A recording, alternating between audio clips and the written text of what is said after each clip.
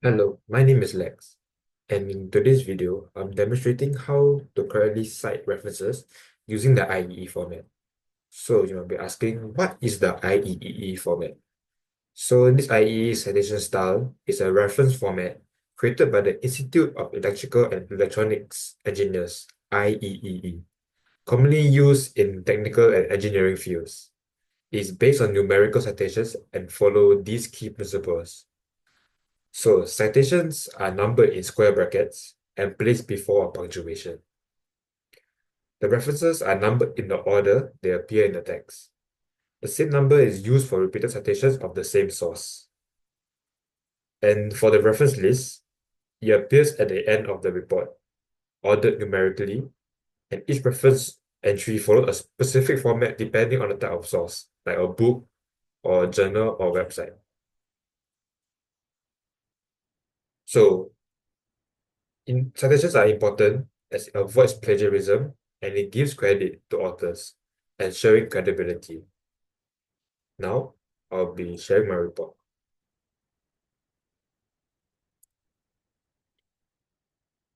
So as you can see here, on the left, it is my report, and on the right is the website that I'm talking about today that I cited from.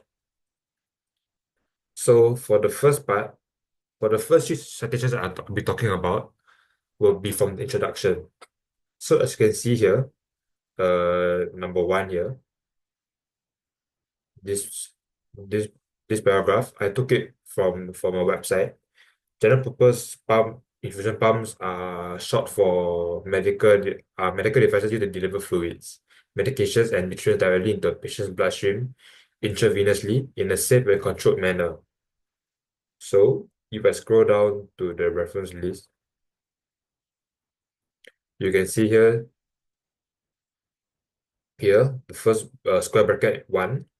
And so to cite, first will be the title of the website plus the name of this website here and the URL of the website. So for this URL over here, is over here. So going back to the top, it says here in the first line, general purpose infusion pump deliver liquid medications and eye solutions to patients through intravenous or epidural routes at specified flows. So I reworded a little bit as some words are a bit hard to understand and made it simpler to read. For the second citation here, that's repeated. So these two numbers are the same. So they say here that it says here that they are vital in various healthcare settings like hospital, clinics, and home care. And over here, it allows for precise controlled administration of fluid to ensure accurate dosing and minimize use of medication errors. Must be used by a trained user who will program the rate and fluid delivery through a built software interface. So scrolling down to the reference list for the second bracket here. So the title of the website, the name of this website, and the URL. For some stations, you must include the author if it's available. So for the first two, the author was not available in the website. Thus, I did not include it. So for this second URL here,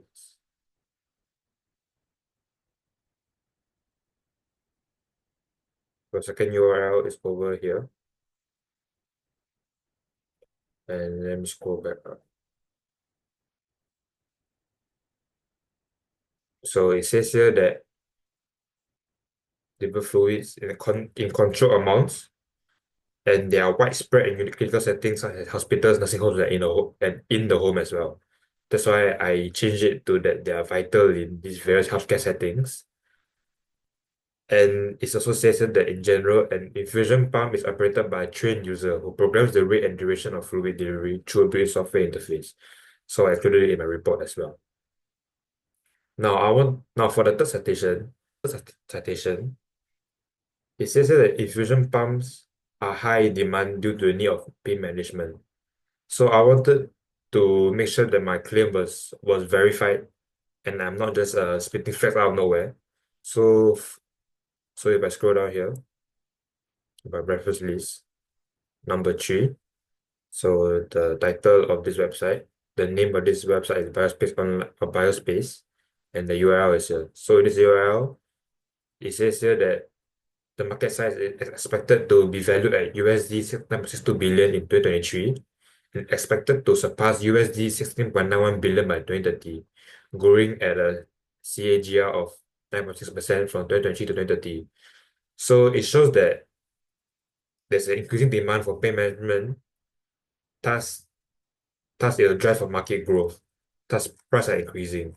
So it shows that more healthcare settings need these infusion pumps, thus prices are increasing as well. That's why I left it in this report here.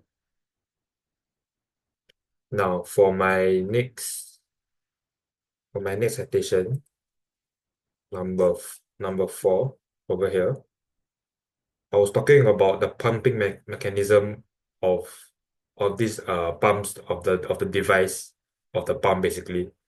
So for this pumping mechanism is the core of the device and responsible for moving the fluid through the tubing using a motor-driven system to facilitate it. So actually I didn't know about this. So I had to search it up online. Thus, as you can see here, for number 4, infusion pump users, the website names, the infusion pump users, and the application and all that. So the author was given here, so I included it, Sarah Alvarado, and it's from Auto Info. And so the URL is here. So if I click this, yeah, it says here, pumping mechanism. This is a motor-driven system facilitating consistent movement of medication to the patient. So I wanted to make sure that what I put in the report is right, and I'm not just taking it from anywhere. So I make sure that I cited it from this website here, and so I basically just put it into my report and I cited it right here.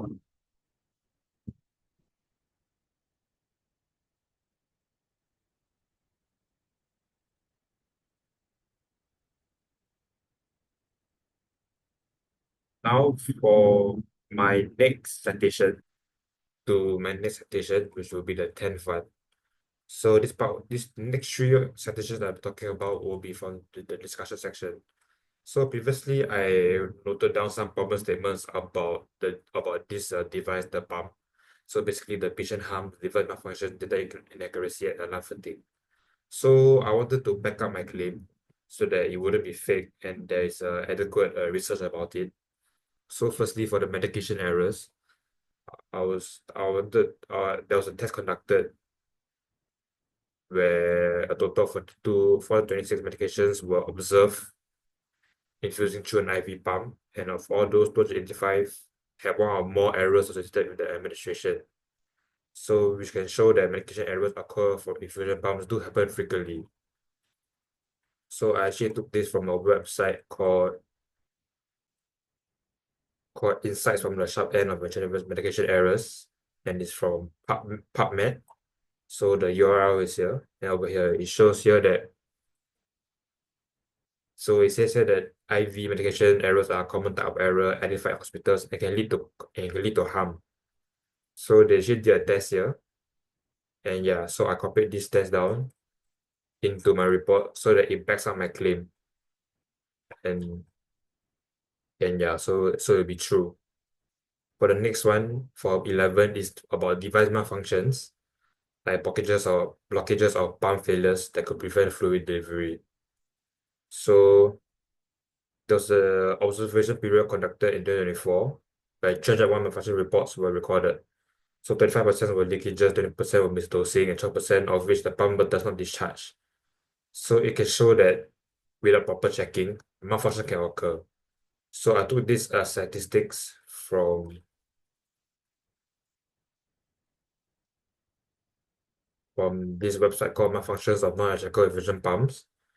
And the authors were given, so from Eberhard and Anja, and this is the URL. So over here, when I scroll down, it shows the malfunctions that could happen to a pump and the percentages that are recorded. So from here, leakage 25%, misdosing 20%, and this is a serious issue, and it shows that malfunctions can actually occur, and it's a serious thing, and so it needs to be checked regularly. Now, for the next citation, number 12, I wrote that too many alarms can be overwhelming for healthcare staff, which will lead to alarm fatigue. So I wanted to back up my claim here. So as you can see here, it says that the average number of pump alarms per infusion varies by setting. And with critical care pumps averaging 4.5 alarms per infusion, and intensive care units averaging 8.61 alarms per infusion.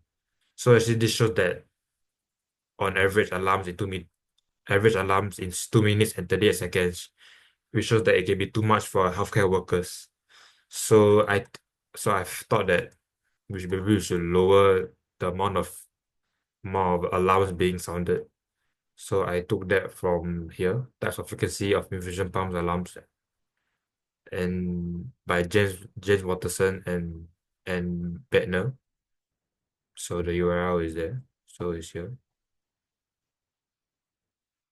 Yeah. So there was another test.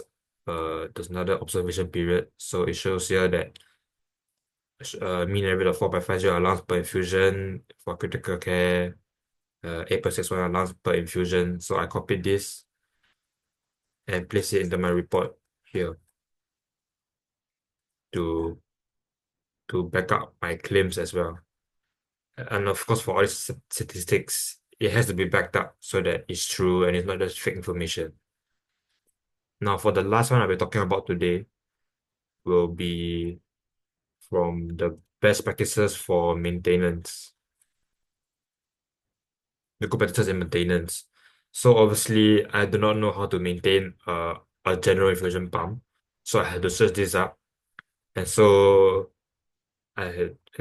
from here it says that to have good practices, you should follow manufacturer guidelines, conduct regular inspections, have regular cleaning and disinfection and calibration, and keep detailed maintenance records. So I had no idea about all of this, so I had to search it up. So for point number 15, so it says 5 best tips for infusion pump maintenance, and it's from Exam Tables Direct, and here's the URL. So over here,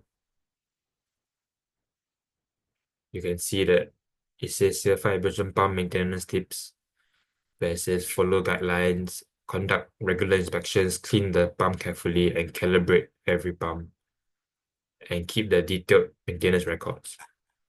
So I put this into my report as it was important.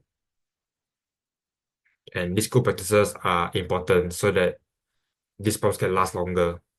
And it's also a good knowledge to know. I had no idea about this, so I had to search it up.